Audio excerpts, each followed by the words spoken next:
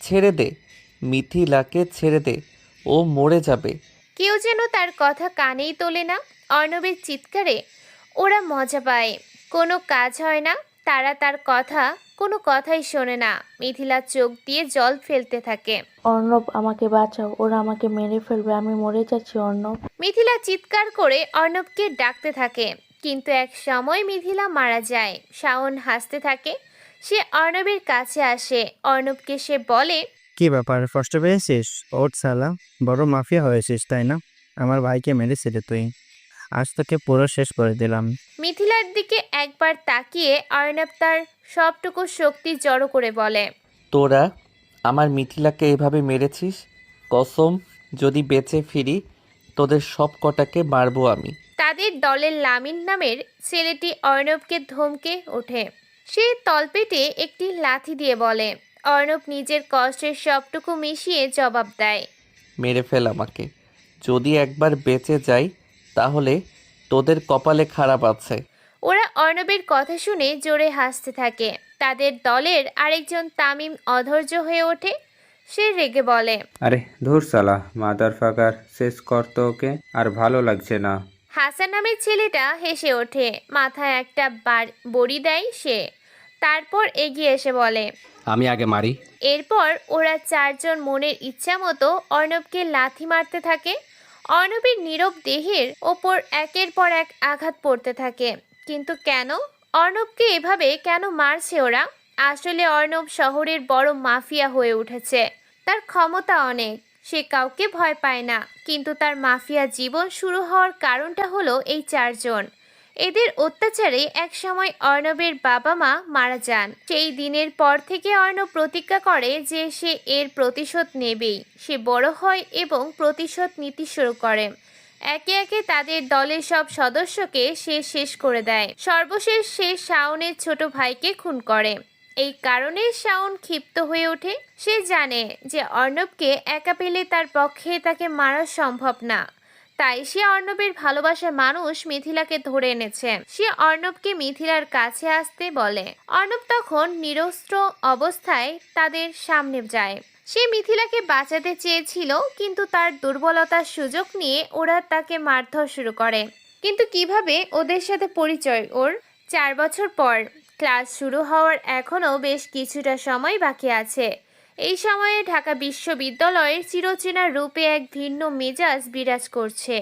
অসংখ্য পুরনো স্থাপনা, সুবিশাল গাছপালা, তার ফাঁকে ফাঁকে সবুজ ঘাসের মাঠ, সব মিলিয়ে এক প্রাণবন্ত চিত্র লেখা যাচ্ছে। অর্ণব নামের ছেলেটি ধীর পায়ে হেঁটে ঢাকা ভার্সিটির গেট দিয়ে ভিতরে ঢুকছে। তার চোখে এক নতুন দিনের উত্তেজনা, আর মুখে লেগে থাকে এক ফালি রহস্যময় হাসি। চারপাশে সবকিছুকে সে মনোযোগ দিয়ে একবার দেখে নেয়। এই ভার্সিটি নিয়ে তার অনেক দিনের স্বপ্ন। সেই স্বপ্ন পূরণ করতে আজ সে এখানে এসেছে। সবকিছুই তার কাছে এখনো অচেনা। আজ তার তৃতীয় দিন। নতুন পরিবেশে নিজেকে মানিয়ে নেওয়ার চেষ্টা করছে। এই বিশাল ক্যাম্পাসের কোনো এক খোলা মাঠের এক কোণে বর্তমানে একটি সাংস্কৃতিক অনুষ্ঠানের আয়োজন করা হয়েছে। ছাত্রছাত্রী, শিক্ষক শিক্ষিকা সহ প্রায় সবাই সেখানেই উপস্থিত। মুক্ত মঞ্চের সামনে ভিড় জমেছে উৎসুক মানুষের। লালচে রঙের একটি গিটার হাতে মঞ্চে দাঁড়িয়ে এক তরুণ সুরেলা কণ্ঠে গান গেয়ে চলেছে। তার গানে যেন এক অন্যরকম মাদকা। অর্ণব খানিকটা দূরে সবার পেছনে চুপচাপ দাঁড়িয়ে গান শুনতে থাকে। চারপাশে এত মানুষের ভিড়, এত কোলাহল, কিন্তু গান শোনার সময় অর্ণব যেন অন্য এক জগতে হারিয়ে যায়। ঠিক তখনই সে অনুভব করে কেউ যেন তার পাশে তীক্ষ্ণ স্বরে চিৎকার করে উঠেছে। এই অপ্রত্যাশিত চিৎকারে অর্ণব কিছুটা ভয় পায় এবং ভয়ার্ত দৃষ্টিতে সেদিকে তাকায়। সে দেখছে তারই ঠিক পাশে দাঁড়িয়ে থাকা একটি মেয়ে চিৎকার করছে। মেয়েটির পরনে নতুন ফ্যাশনের ওয়েস্টার্ন পোশাক, একটি টপস ও তার সাথে পরেছে কালো জিন্স। মাথায় একটি নীল রঙের ক্যাপ তার চেহারাটা আরো আকর্ষণীয় করে তুলেছে। অর্ণব হাবার মতো কেবল চেয়ে থাকে। তার চোখ যেন মেয়েটির রাগী মুখের দিকেই স্থির হয়ে যায়। মেয়েটি তখন কাঁদতে কাঁদতে রাগের সাথে বলে ওঠে, পাটা সরাতে কি আপনাকে আমন্ত্রণ জানাতে হবে নাকি আমার? উফ, এত ভারী কেন আপনার পা? হুম।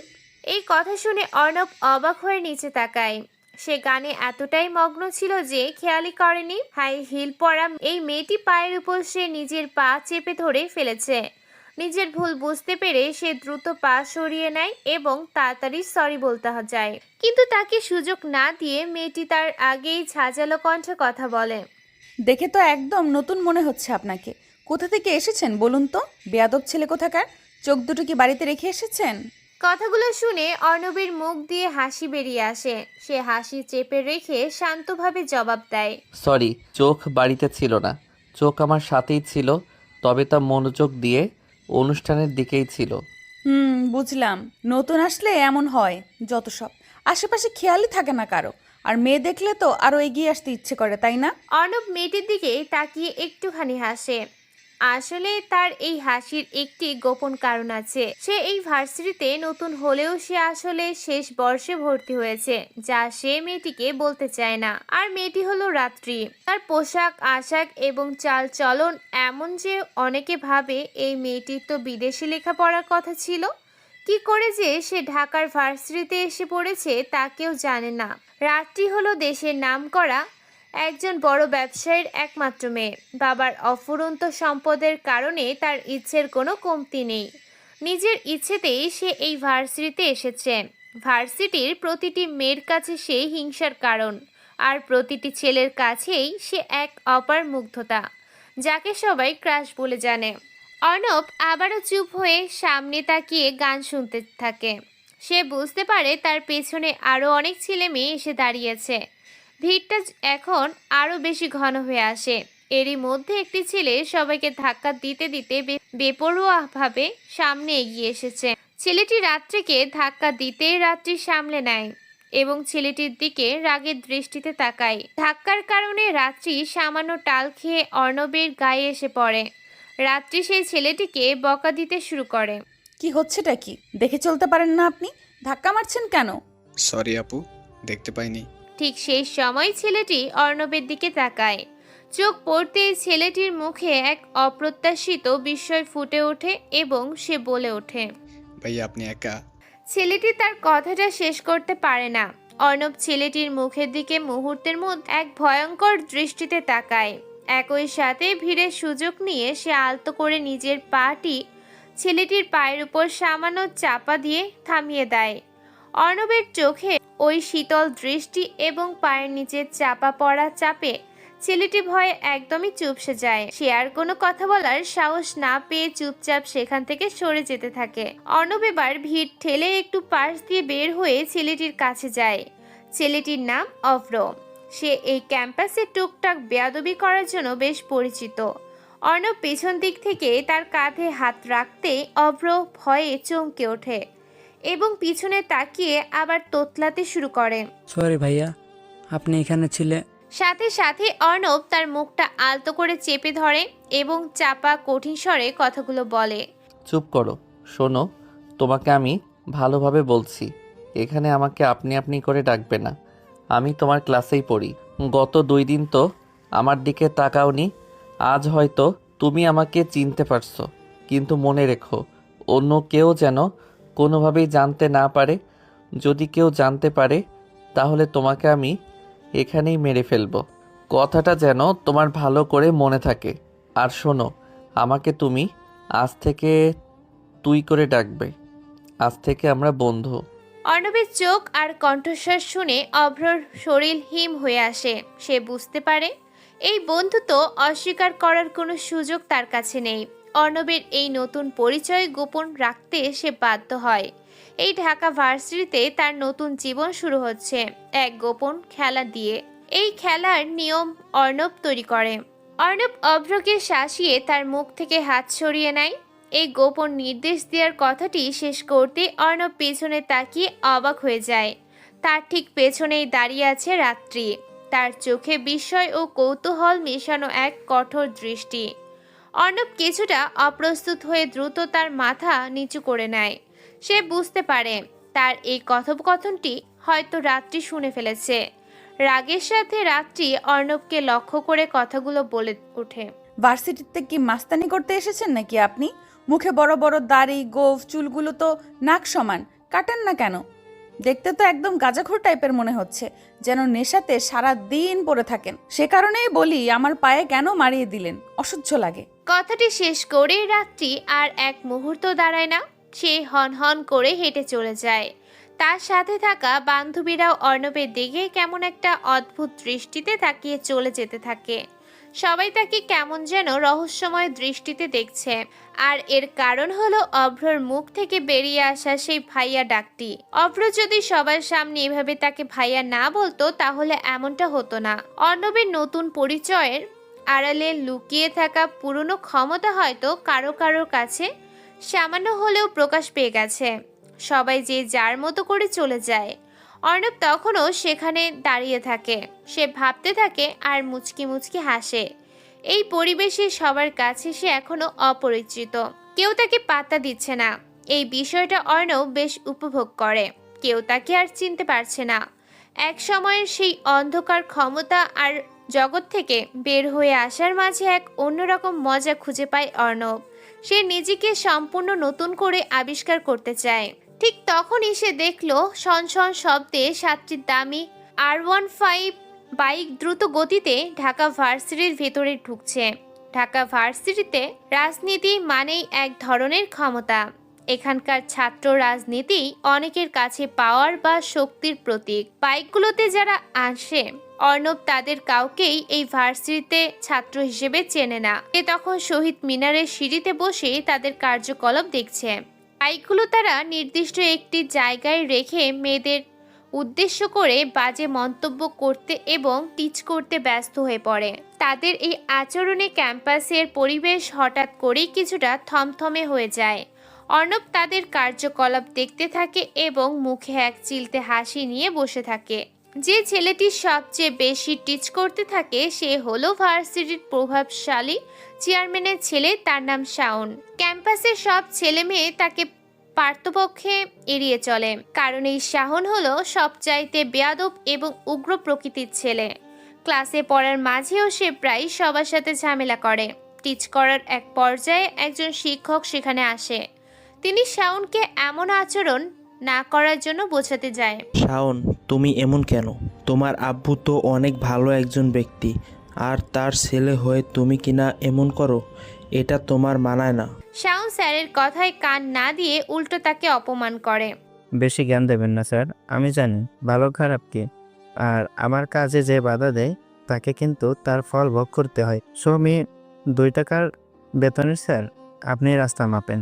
রিশানের এই চরম অপমানসূচক কথাগুলো শোনার পর স্যারটি আর সেখানে দাঁড়ালো না। তিনি অপমানিত হয়ে মেয়েটি সহ অনুষ্ঠান স্থলের দিকে চলে যায়। তাদের এই কার্যকলাপ দেখে অর্ণব উঠে দাঁড়ায় এবং হাসতে থাকে। তার হাসিটা ছিল যেন সব কিছুতে তুচ্ছ করার হাসি। ঠিক তখনই শাওনদের মধ্যে একটি ছেলে খেয়াল করে যে অর্ণব রিশানের দিকে তাকিয়ে হাসছে।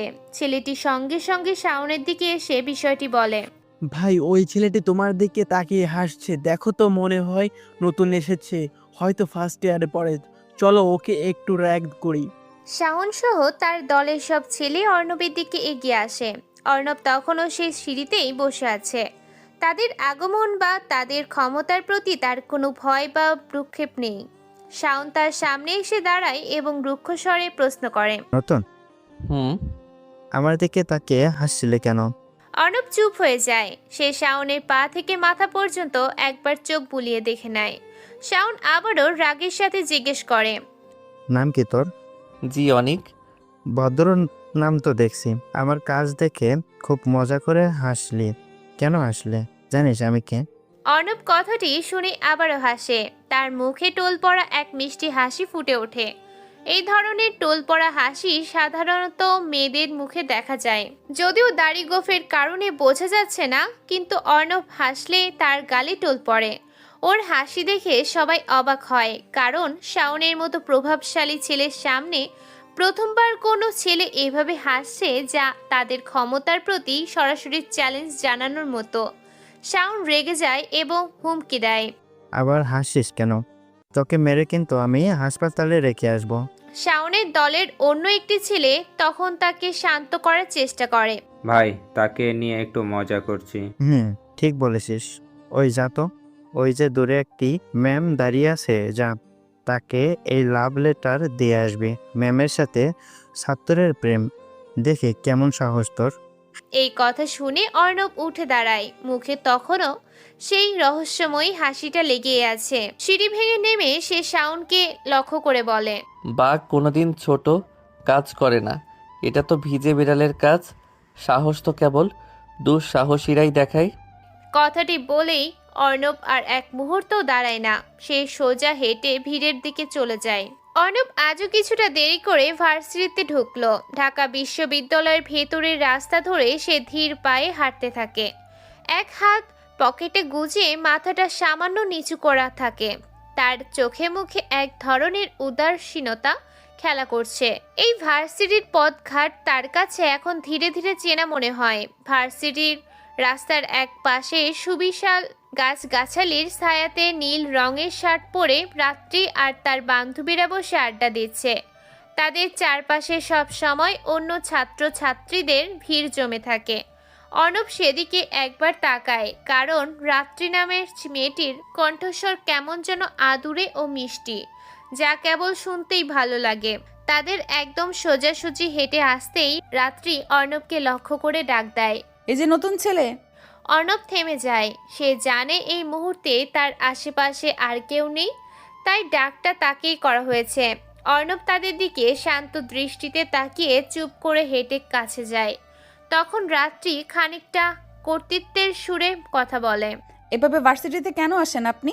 আপনার হাঁটা চলা আর পোশাক আশাক কেমন যেন অন্যরকম। কেন, কোনো সমস্যা হয় কি? সমস্যা হয় বই কি, দেখেন তো, চুল বড় বড়, মুখে বড় বড় দাড়ি, আবার নতুন ভর্তি হয়েছেন, কেমন যেন বেমানান লাগে। পাশেই বসে রাত্রির বান্ধবী নাবিলা রসিকতা করে ওঠে, বুঝতে পারছিস না? মনে হয় ছেলেটা ছ্যাঁকা খাইছে। থাম তো, দেখতে কেমন যেন খ্যাত গোছের। এই ছেলের সাথে আবার কেউ প্রেম করবে নাকি? কল্পনাও করা যায় না। অর্ণব তাদের কথা শুনেও কিছুই বলে না। তার মুখে কেবল এক চিলতে রহস্যময় হাসি ফুটে থাকে। সে জানে সে হাসে, কিন্তু কোনো উত্তর দেয় না। অর্ণব চুপচাপ থেকে পা বাড়াতে যাবে, ঠিক তখনই রাত্রি আবার বলে ওঠে, এই বেয়াদব, আপনাকে কি যেতে বলেছি আমি? আর আমাদের চেনেন? আমি হলাম এই ভার্সিটির সেরা টপার আর বড় বড় ব্যবসায়ীদের মেয়ে। সবাই আমাদের সালাম দিয়ে চলে, আপনিও চলবেন। এখন ঝটপট নিজের নামটা বলেন তো বাবা। অর্ণব এবারও কোনো কথা বলে না। কয়েক সেকেন্ড সে রাত্রির দিকে স্থির দৃষ্টিতে তাকিয়ে থাকে। তার সেই দৃষ্টিতে কোনো ভয় বা বিনয় থাকে না, থাকে কেবল অদ্ভুত এক নীরবতা। এরপর সে আর এক মুহূর্ত নষ্ট না করে গড়গড় করে হেঁটে ক্লাসের দিকে চলে আসে। রাত্রি অবাক হয়ে হাঁ করে থাকে এবং পিছনে থেকে হাবার মতো ডাকতে থাকে। অর্ণব সেদিকে একবারও আর ফিরে তাকায় না। তার চলার গতিতে কোনো পরিবর্তন আসে না। ক্লাসে ঢুকতে যাবে, ঠিক সেই সময় দরজায় অপেক্ষারত শাওনের সাথে তার দেখা হয়। শাওন অর্ণবকে দেখা মাত্রই তার গলার স্বর উঁচিয়ে বলে ওঠে, বাঘ আসছে রে বাঘ, সেই যে আমাকে ভয় দেখিয়েছিলি, সেই বাঘ আবার ক্লাসে ঢুকতে আসছে। অর্ণব চুপ থাকে, তার মুখে কোনো শব্দ আসে না। সে কেবল শান্ত চোখে শাওনের দিকে একবার তাকায়। বাঘ গভীর থেকে শিকার ধরে রে। এখন দেখছি তুই একদম চুপচাপ, কি মতলব তোর? অর্ণব এবারও নীরব থাকে। শান্ত তাকে এভাবে নীরব দেখে যেন আরো বেশি উত্তেজিত হয়। তাও আবার তুই তো নতুন, তাও লাস্ট ইয়ারে কেন? জানিস আমিও তোর ক্লাসের একজন, তবে আমাদের এখানে উঠতে তো সময় লেগেছে। পড়ালেখা করে পরীক্ষা দিয়ে তবে এসেছি। তুই এই ভার্সিটিতে কিভাবে শেষ ইয়ারে ভর্তি হলি, তাও আবার কমার্স বিভাগে? কেমনে ম্যান, কোনো ধান্দা আছে নাকি? অর্ণব সামান্য হাসে, তার মুখে কোনো বিরক্তি আসে না। শান্তভাবে সে উত্তর দেয়, সবই উপরওয়ালার ইচ্ছে, তিনি সুযোগ করে দিয়েছেন।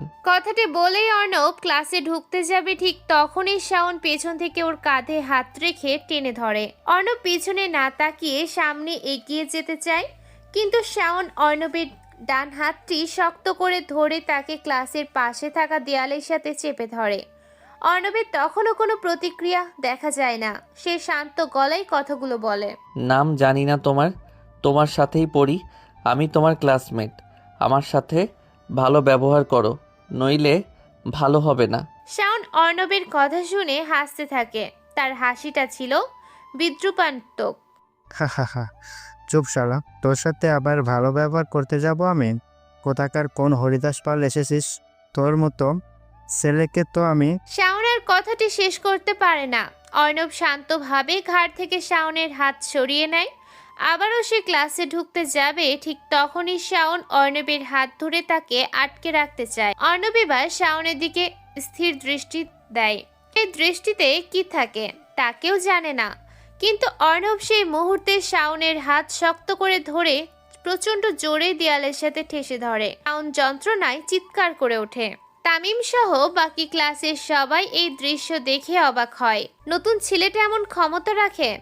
অর্ণব বিষয়টা বুঝতে পেরে দ্রুত শাওনকে ছেড়ে দিতে চায়, কিন্তু ততক্ষণে দেরি হয়ে যায়। রাত্রি তার বান্ধবীদের নিয়ে সেখানে এসে হাজির হয়।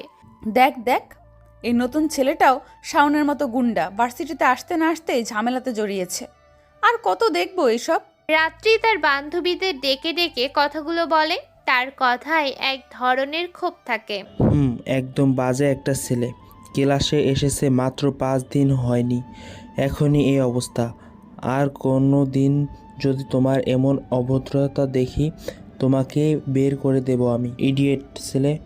একজন সিনিয়র স্যার তখন ক্লাসের দিকে আসছিলেন। তিনি সব দেখে অর্ণবকে বকা দেয়।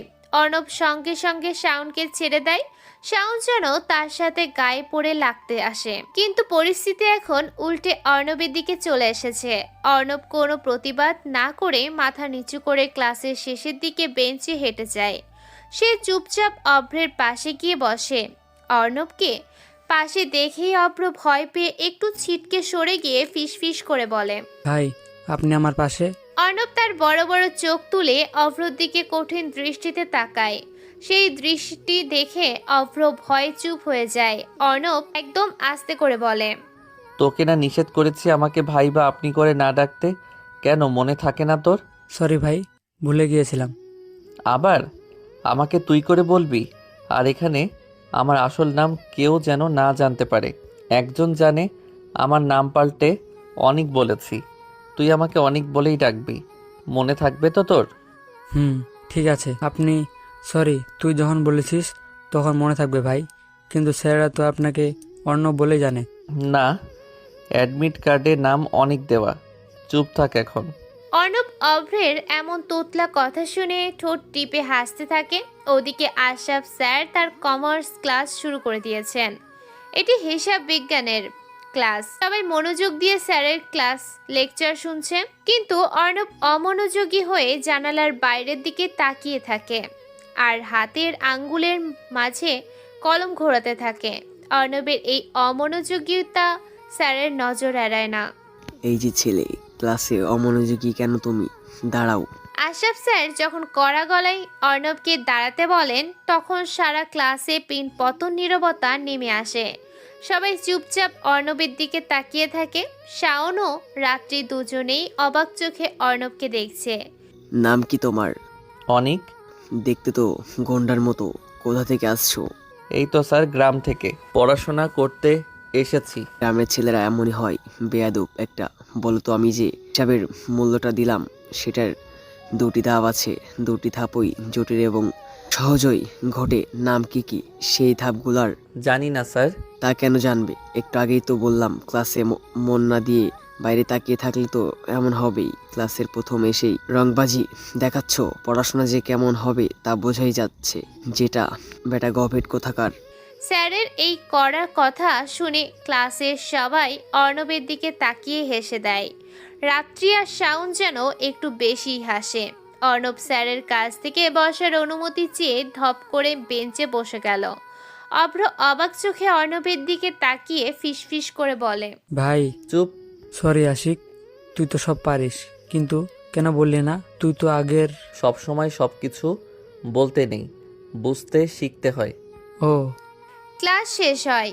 অর্ণব সবার ক্লাস একে একে করে। সব ক্লাস শেষে এক সময় সে ক্লাস থেকে বের হয়। অর্ণব ভার্সিটির শহীদ মিনারের সিঁড়িতে একা বসে আছে। তার মন তখনও নিজের পুরনো আর নতুন পরিচয়ের দ্বন্দ্বে ডুবে থাকে। এমন সময় শাওন তার কাছে আসে। এই যে গুন্ডে, একা বসে আছিস কেন? আমার নাম আছে একটা, আমাকে নাম ধরে ডাকতে পারো। তুই এমন চুপচাপ থাকিস কেন? তোর মতিগতি ভালো ঠেকছে না। এমনিতেই ভালো লাগে তাই থাকি। ওকে, আজ থাক, কাল তোর সাথে আমার কথা হবে। আর শোন, রাত্রির সাথে তোর এত কিসের কথা হচ্ছে? রাত্রি হলো আমার সব কিছু, আমি ওকে ভালোবাসি, বুঝলি? ওর থেকে দূরে থাকবি। কথাগুলো বলেই শাওন চলে যায়। অর্ণব মনে মনে হাসে, তার সেই হাসিতে থাকে চাপা এক শক্তি। তবে আজকের ঘটনার পর সে আরও সতর্কতা মেনে চলার পরিকল্পনা করে। এই ভার্সিটিতে সে নিজের অস্তিত্ব জানান দিতে এসেছে। সব কিছু সে নতুনভাবে শুরু করতে চায়, নতুন পরিচয়ে। এমন এক পরিচয় যার অস্তিত্বের মাঝে তার পুরনো অন্ধকার আর ক্ষমতার দম্ভ যেন আর কোনোদিন হারিয়ে না যায়। অর্ণব আজ আবার ভার্সিটির গেটে পা রাখতেই তার পথ আটকে দাঁড়ায় কালো শার্ট পরা একটি ছেলে। অর্ণব যথেষ্ট ভদ্রতার সাথে তার দিকে তাকিয়ে থেকে বেশ অবাক হয়, কারণ সামনে দাঁড়িয়ে আছে তাদের পরিচিত তুর্য ভাই। অর্ণব অবাক চোখে তাকিয়ে চুপ হয়ে যায়। তুর্য তখন অর্ণবকে দেখে বেশ উচ্ছ্বসিত কণ্ঠে কথা বলে। আরে অর্ণব, তুমি এখানে? এই ভার্সিটিতে কি করছো তুমি? ভাই, এসেছি এই শহরটাকে নতুনভাবে সাজাতে। আমি আপনার এই ভার্সিটির লাস্ট ইয়ারে পড়ি। আমার আসল পরিচয় কেউ জানে না এখানে। এখন আমি অনেক নামে পরিচিত। কি, তুমি লাস্ট ইয়ারে পড়ো মানে? আমাকে হাসালে দেখছি, তুমি তো অনেক আগে অনার্স কমপ্লিট করেছো। তুর্য হলো অর্ণবের থেকে অনেক সিনিয়র। অর্ণব যখন কমার্স সাবজেক্ট নিয়ে অনার্স শেষ করে, তখন তুর্য ভাইদের ব্যাচ এই ভার্সিটি থেকে অনেক আগে চলে যায়। তাদের পরিচয় কেবল ভার্সিটিতে থাকা হিসেবে নয়, তাদের অন্য একটি গোপন পরিচয়ও থাকে, যা কেবল এই ভার্সিটিতে তুর্য, অভ্র আর অর্ণব জানে। সেই পরিচয়টা হলো তাদের ক্ষমতা ও প্রভাবের সেই পুরনো জগৎ। তুমি তো তাহলে ক্লাসে পড়াতে গোল্ডেন A+ পাবে। তুমি তো সব পারো। না ভাই, সব কিছুর মাঝে একটা রহস্য তো আছে। প্লিজ কেউ যেন না জানে আমি এখানে। এটা আমার নতুন জীবন। ওকে ওকে, বুঝেছি। ঠিক আছে, তুমি আমাদের সাথেই থেকো। ভার্সিটির অনেক প্রোগ্রামে তোমাকে রাখবো, এতে তুমি সব ভুলে যাবে আর সবাই তোমাকে ভালো ছেলে হিসেবে জানবে। ওকে ভাই। তুর্য ভাইয়ের সাথে কথা শেষ করে অর্ণব একটু হাঁটতেই অবাক চোখে সামনে দাঁড়িয়ে থাকে, কারণ ভার্সিটিতে ঢোকার রাস্তার পাশে বসার জায়গায় রাত্রি আর তার বান্ধবীরা বসে আছে, আর তাদের কিছু দূরেই শাওনরা দাঁড়িয়ে আছে। সবাই অবাক হয়ে অর্ণবকে দেখছে, কারণ তুর্য ভাইকে এখানে সবাই মান্য করে চলে। আজ অবধি তুর্য ভাই কারোর সাথে হেসে বা এত আপনভাবে কথা বলেননি, কেবল সবার কাছে নতুন পরিচিত এই অর্ণব নামের ছেলেটি ছাড়া। তাই সবাই একটু অবাক চোখে তার দিকে তাকিয়ে আছে। কি এমন আছে এই ছেলেটার মাঝে যে তুর্য ভাই আসার সাথে সাথেই তাকে চিনে এত হেসে হেসে কথা বলছে? অর্ণব মনে মনে ভাবে, সে কি আবার কোনো ভুল করে ফেলল? সবাই কি তবে তার অতীতের ব্যাপারটা জেনে যাবে? না না না, তাকে আরও সতর্কতা মেনে চলতে হবে। এখন সবার কাছে গোবেচারা টাইপের ভালো ছেলে হয়ে থাকতে হবে। অর্ণব তার মাথাটা সামনের দিকে ঘুরিয়ে হাঁটছে, ঠিক তখনই রাত্রির ডাক আসে। এই ছেলে। অর্ণব থমকে দাঁড়ায়, ঘুরে তাকাতেই রাত্রি হাত তুলে তাকে ডাক দেয়। অর্ণব আস্তে আস্তে হেঁটে তাদের কাছে যায়। আপনাকে না বলেছিলাম আমাদের সালাম দিয়ে চলতে? আপনি একদম বেয়াদবের মতো চলে যাচ্ছিলেন। সালাম দেওয়া যায় মানুষকে, তবে সালাম নিয়ে গাদ্দারি করার কোনো মানে হয় না। ওকে, আসসালামু আলাইকুম। কথাগুলো বলে অর্ণব চলে আসবে, তখনই রাত্রি আবার বলে ওঠে, আপনি কি তুর্য ভাইকে চেনেন? কে তুর্য? যার সাথে একটু আগে কথা বললেন? না, আসার পথে ধাক্কা লেগেছিল দেখে সরি বলতে গিয়ে কথা হলো। কেন, কি হয়েছে? না, ঠিক আছে। বাসা কোথায় আপনার? আর শুনুন, আমাদের সম্মান দিবেন। ক্লাসে তো দেখেছেন আমরা পড়াশোনাতে কেমন ভালো, আর আপনি তো একদম হাবা, কিছুই পারেন না। তবে আপনার মাঝে কিসের জন্য একটা রহস্য লুকিয়ে আছে, তাই কথা বলি। না হলে আপনার মতো ছেলেকে পাত্তাই দিতাম না, বুঝেছেন? সব সময় আমাদের সম্মান দিয়ে দিবেন। অর্ণব মুচকি হাসে। ওরা রেগে যায়। অর্ণব তাদের রাগ বা কথার কোনো ধারে না। অর্ণব হেঁটে চলে যায়। এবার সামনে দাঁড়াই শাওন। শাওন তাকে ডাকে। কিরে, তোর তো দেখি বেশ ক্ষমতা। 2 দিন এসেই রাত্রি আর তুর্য ভাইয়ের সাথে ভাব জমিয়ে পেরেছিস, ব্যাপারটা কি? কেন? তাতে তোমার কি সমস্যা? সে যাই হোক, রাত্রির সাথে তুই কথা বলবি না, এই বিষয়ে পরিষ্কার করে দিচ্ছি। কেন? কথা বলতে তোমার কেন সমস্যা হবে? আমি তাকে ভালোবাসি। গত 2 বছর ধরে তার পিছনে লাইন মেরে যাচ্ছি। কেউ তার সাথে কথা বললে আমি তার হাত পা ভেঙে ফেলি। তোকে ওয়ার্নিং দিলাম। শোনো শাওন, তোমাকে একটা টিপস দেই। অর্ণব একটু ঝুঁকে এসে ফিসফিস করে কথাগুলো বলার ভঙ্গিতে বলে, যে যতই লাইন মারুক না কেন, সে মেয়ে যদি তোমার প্রতি ইমপ্রেস না হয় তবে কখনই তোমাকে পাত্তা দেবে না। সুতরাং তার সামনে এমন কিছু করো যেটা দেখে সে তোমার কথা ভাবে। এসব লাইন মারা দিয়ে আজকাল ভালোবাসা হয় না। কি হয় জানো? হয় কেবল মশা যেমন গায়ে বসলে চর মারতে যাওয়ার আগে উড়ে যায়, আর চরটা নিজের গায়ে লাগে, একদম তেমনই হয়। তুমি কেবল নিজেই কষ্ট পাবে। এই কথাগুলো বলে অর্ণব আর দাঁড়ায় না। সে শাওনকে হতভম্ব করে রেখে হেঁটে ক্লাসের দিকে চলে যায়। অর্ণবের কথাগুলো শাওনকে যেন মুহূর্তের জন্য স্তব্ধ করে দেয়। অর্ণব আবারও সতর্ক হয়, এই ভার্সিটিতে আর তার নতুন পরিচিতি ধরে রাখাটা এখন সবচেয়ে বড় চ্যালেঞ্জ। শাওন, লামিন, তামিম আর হাসান বুঝতে পারে না এই অর্ণব মানে অনেক নামের ছেলেটা এমন অদ্ভুত কেন। কথাটা শেষ করে অর্ণব হন হন করে হেঁটে চলে। শাওন হাবার মতো চেয়ে থাকে, কারণ এমন বুদ্ধিদীপ্ত এবং তীর্যক কথা সে আগে কখনোই শোনেনি।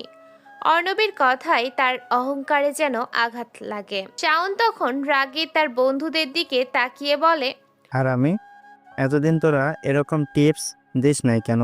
তোর ছেলে এসে আমাকে কথা শুনিয়ে গেল, তোদের দিয়ে কিচ্ছু হবে না, সব কর দপ্তরা। অর্ণব আর পেছনে তাকায় না। সে ক্লাসের দিকে হেঁটে যায়। ক্লাসে আসতেই এক এক করে রাত্রি, শাওনরা আর অভ্রও আসে। অর্ণব ক্লাসে ঢুকে অভ্রকে তার পাশে ডেকে নেয়। অভ্র নিঃশব্দে অর্ণবের পাশে এসে বসে। তাদের বসার কিছু সময় পর আশরাফ স্যার ক্লাসে আসেন এবং ক্লাস নিতে ব্যস্ত হন। আজ তিনি হিসাব বিজ্ঞানের এক নতুন অধ্যায় করাচ্ছেন। জটিল সব হিসাবের জালে তিনি সবাইকে আটকে দিচ্ছেন। অর্ণব বোর্ডের লেখা দেখে সে মুখ টিপে হেসে দেয়, কারণ অর্ণব এই বিষয়গুলো অনেক আগেই বেশ ভালোভাবে শিখেছে এবং আয়ত্ত করেছে। অর্ণবের এই হাসি স্যারের নজর এড়ায় না।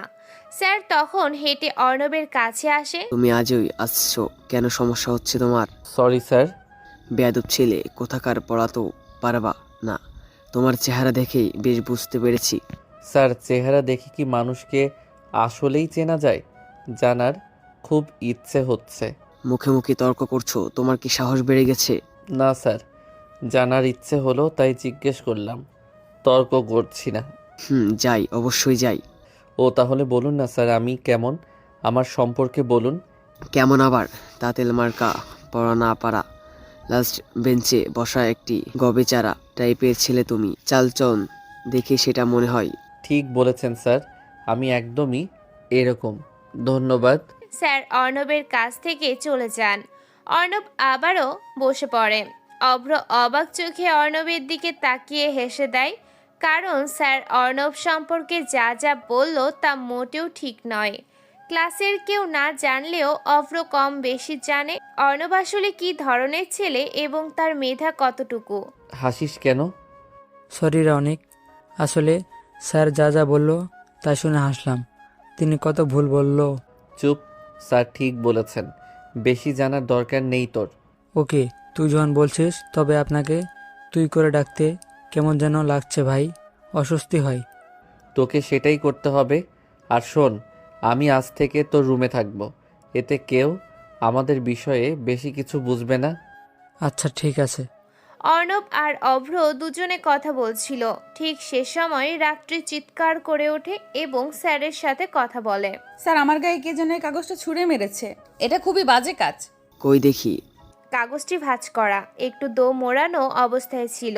স্যার সেটা ঠিক করে দেখে, সেখানে কিছু একটা লেখা, আর লেখাটি যে অর্ণবের তা স্যার ধরে নিল, কারণ শেষে ওসিফ নাম দেয়া আছে। স্যার তখন কড়া গলায় জিজ্ঞেস করেন, আনিককে? কোন ছাত্র আনিক? অর্ণব সাথে সাথেই চুপ হয়ে যায়। সারা ক্লাসের দিকে সে একবার করে তাকিয়ে নিল।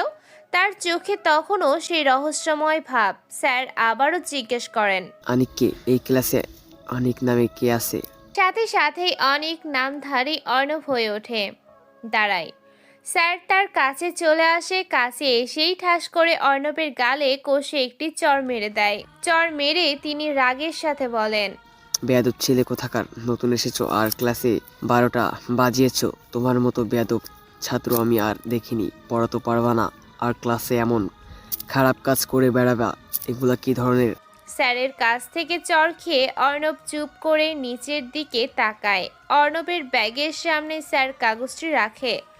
অর্ণব সেটাতে দেখল লেখা, রাত্রি ভালোবাসি তোমাকে আমি আমার আবির রাঙা সকালে, ভালোবেসে তোমাকে এই অনেক সব সময়। লেখাটি পড়ে অর্ণব নিজেই অবাক হয়, কারণ সে এটা লেখেইনি। স্যার আরও অপমান করে অর্ণবকে ক্লাস থেকে বেরিয়ে যেতে বলে। স্যারের কথা শুনে অর্ণব চুপ করে দাঁড়িয়ে থাকে। স্যার তাকে আরও অপমান করে ক্লাস থেকে বের করে দেন। অর্ণব বের হবে এমন সময় শাওনের দিকে অকারণে চোখ চলে যায়। শাওন হাত তুলে ইশারায় বোঝায় যে কাজটা তারই, তবে অপরাধী এখন অর্ণব। অর্ণব বুঝতে পারে শাওন প্রতিশোধ নিয়েছে। অর্ণব ক্লাস থেকে বের হয়ে ক্লাসের দরজার সামনে দাঁড়িয়ে থাকে। তাদের ক্লাসের পাশেই ফোর্থ মাস্টার্সদের ক্লাস চলছে। সেখানে স্যার ইংরেজি করাচ্ছে। বোর্ডে ইংরেজি একটি বাক্য তুলে ধরে স্যার।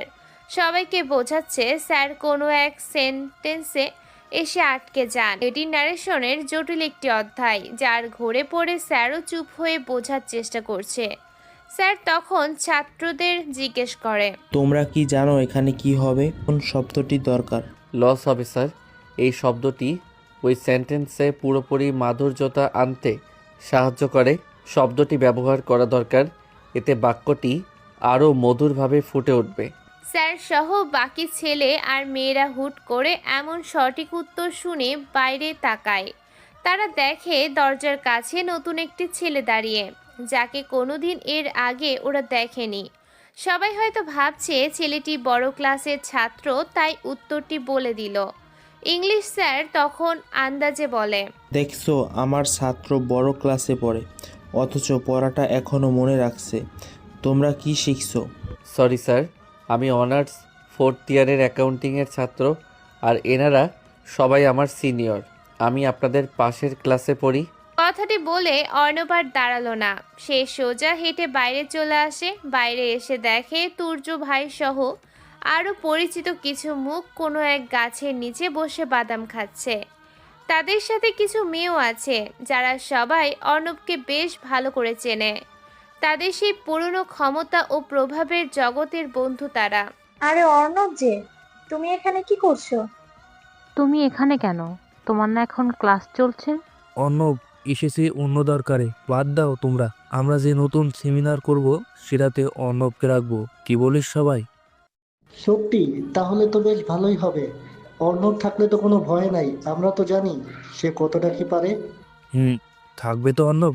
অর্ণব হয়ে ওদের সাথে বসে পড়ে আর মনে মনে ভাবতে থাকে, সবার কাছে ভালো হতে হলে আমার সিনিয়রদের সাথে থাকতে হবে, এদের সাথে ভালো কাজ করতে হবে, অন্ধকার জীবন থেকে বের হতে হবে। এটি তার পরিবর্তনের একমাত্র পথ। ওকে, আমি থাকবো। আর কোনো দরকার পড়লে আমাকে জানাবেন, আমি আছি। আজ আসি ভাইয়েরা। অর্ণব কিছু দূর হেঁটে পেছনে তাকায়। সে দেখে তার ক্লাসের অনেকেই অবাক দৃষ্টিতে তাদের দিকে তাকিয়ে আছে। সবাই অবাক হয়েছে ভার্সিটির সিনিয়রদের সাথে অর্ণব এত ভালোভাবে কথা বলেছে দেখে। অর্ণব শহীদ মিনারের কাছে এসে বলে, কারণ আজ অভ্রের সাথে তার রুমে থাকতে হবে। সে না আসা পর্যন্ত অর্ণব চুপচাপ বসে আছে। একটু পর অভ্র আসে। অর্ণব তার সাথে হোস্টেলের দিকে চলে যায়। এভাবেই দিনগুলো পার করতে থাকে অর্ণব নতুন পরিচয়ের আড়ালে। পরের দিন অর্ণব বসে আছে শহীদ মিনারের সিঁড়িতে। ঢাকা ভার্সিটির চারদিকে সে নীরবে চোখ বুলিয়ে নিচ্ছে। তার মন তখন ডুবে থাকে পেছনের কিছু অন্ধকার জগতের চিন্তায়। সে জগতে ছিল কেবল রক্ত আর রক্তের গন্ধ। সেই জগৎ থেকে সে আজ এখানে এসেছে কিছু স্মৃতি তাকে খুঁড়ে খাচ্ছে। 4 বছর আগের স্মৃতি তাকে যেন মনে করিয়ে দেয় মিথিলার কথা। মাথাটা নিচু করে অর্ণব গভীরভাবে এই পুরনো দিনের কথা ভাবছে। ঠিক সেই সময় শাওন এসে তার পাশে দাঁড়িয়ে প্রশ্ন করে, কিরে, এখানে একা একা বসে কি করছিস? অর্ণব মাথা তুলে শাওনের দিকে তাকায়। তার চোখে একটি ছোট্ট হাসি রেখা ফুটে ওঠে। শাওন তখন কিছুটা নরম সুরে কথা বলে, তোকে দেখে আমার কাছে যেমন মনে হয় তুই ঠিক তেমনটা না রে। আমি সেদিন তোকে কত বড় অপমানের মুখে ফেললাম, অথচ তুই নীরবে সব মেনে নিলি। অবশ্য আর কি বা বলবি, আমি হলাম এখানকার নেতা, সবাই আমাকে ভয় পায় রে। অর্ণব কোনো কথা বলে না, সে কেবল হাসে। অর্ণবের এমন রহস্যময় হাসির পেছনে বিশেষ কারণ থাকে। অর্ণব দুটো কারণে সাধারণত হাসে, হয় সে ভয়ঙ্কর কিছু করবে, নয়তো একদমই শান্ত থাকবে। এই পরিস্থিতিতে ভয়ঙ্কর কিছু করার কোনো প্রশ্নই আসে না তার, তাই সে হাসে। তবে সে এইভাবে হাসে যে অন্য সময় হলে তার সেই পুরনো ক্ষমতা ও প্রভাবের জগতে তার সামনে এসে কেউ কোনোদিন এভাবে কথা বলতো না। সবাই তার কাছে মাথা নত করে চলতো। অর্ণব প্রথমে সেই জগৎটাকে খুব আপন করে নিয়েছিল, কিন্তু একটি কালো ঝড়ের কারণে সব পাল্টে যায়। চুপ করে আছিস কেন, কিছু বল। জানি আমি ওটা করিনি, তবুও দোষটা আমাকে দেওয়া হয়েছে। সে যাই হোক, ভালো হয়ে যাও মিস্টার শাওন, ভালো কাজ করার চেষ্টা করো। কথাটি বলেই অর্ণব ক্লাসের দিকে হাঁটতে থাকে। শাওনও তার পেছন পেছন আসতে থাকে। একটু পর ক্লাস শুরু হয়। ক্লাসে ঢুকে অর্ণব একদম চুপচাপ থাকে। স্যার আসে, তিনি পড়া বোঝাতে থাকে, কিন্তু অর্ণব বরাবরের মতোই চুপচাপ বসে থাকে। পড়া না পারার কারণে স্যার তাকে অপমানও করে। সবাই অর্ণবের দিকে তখন হাস্যকর দৃষ্টিতে তাকায়। ক্লাস শেষ করে অর্ণব বাইরে আসে। তখনই তুর্য ভাই তাকে ডাকতে দেন। অর্ণব তখন সেই নির্দিষ্ট জায়গায় যায় যেখানে তুর্য ভাই দাঁড়িয়ে আছে। তুর্য তখন অর্ণবকে একটি সমস্যার কথা জানায়। আচ্ছা শোন, ভার্সিটিতে একটা সমস্যা দেখা দিয়েছে, ব্যাপারটা সামলানো দরকার। কি সমস্যা? আর বলিস না, নেওয়াজ নামে একটি ছেলে এই ভার্সিটিতে আসা যাওয়া করে। কত করে বোঝাইলাম কিন্তু সে শোনে না, সে খুব মস্তানি করে। নিয়াজ শাওনের কাজিন, সে মাস্তান? হি হি হি, বড় মাস্তান নাকি সে? হ্যাঁ, তা বলতে পারিস। কয়েকবার জেলেও খেটেছি, 2টি খুনও আছে তার নামে, বেশ ভয়ঙ্কর ছেলে। তো কি করে ও এখানে? বলিস না, ভার্সিটিতে এসে ছাত্রদের কাছে মাদক বিক্রি করে জোর করে, আর কেউ নিতে না চাইলে তাকে ধরে পিটায়। জানিসই তো, আমরা সেই পুরনো লাইন ছেড়ে দিয়েছি বলে আর কিছুই বলি না, বোঝানোর চেষ্টা করি তাকে, কিন্তু সে শোনে না। গত কয়েকদিন আগে সে জেল থেকে ছাড়া পেয়েছে, আবার আসবে। তাই বলছিলাম, এটাই বড় সমস্যা এখন। এটা কোনো সমস্যা হলো? জাস্ট কয়েক মিনিটের কাজ, এতে এত চিন্তার কি আছে?